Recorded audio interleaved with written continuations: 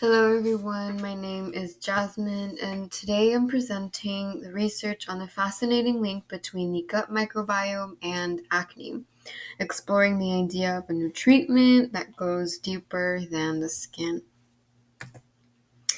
Acne vulgaris is a chronic inflammatory skin condition that affects the pilosebaceous unit, basically the hair follicle and the oil gland.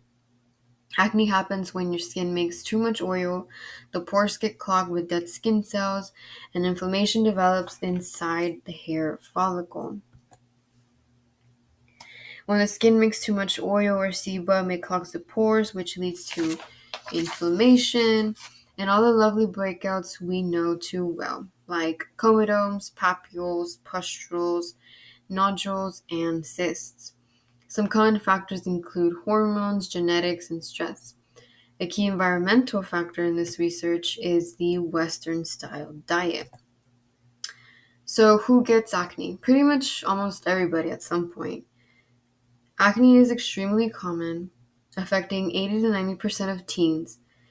It often persists into adulthood, affecting 64% of people in their 20s and 43% in their 30s. This study involved 86 participants in total, split into an experimental group and a control group. The control group had 43 healthy students, and the experimental group had 43 students diagnosed with acne vulgaris. The participants included students from middle schools and the Southwest Medical University, and they were all treatment naive. Data collection, including fecal samples and dietary habits, ran for 10 months, from August 2016 to May 2017. Researchers collected dietary data over the past 6 months. Microbial DNA was extracted from the fecal material of each sample. They took the DNA from the gut bacteria in each sample and then made lots of copies of a specific bacterial gene, 16S rDNA, so they could identify which bacteria were present. The analysis of the fecal sample showed that acne patients exhibited low gut bacterial diversity and a higher ratio of bacteroidetes to firmicutes compared to healthy controls. The most significantly reduced beneficial microbes were the genera and families Clostridium, Clostridialis, Lachnospiraceae, and Ruminococcaceae. These guys normally help protect the gut lining and calm inflammation. This all ties into what's called the gut-skin axis.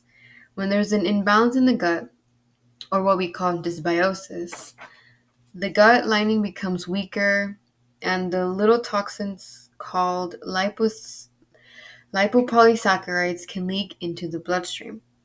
That triggers body-wide inflammation, and guess where it can show up? The skin.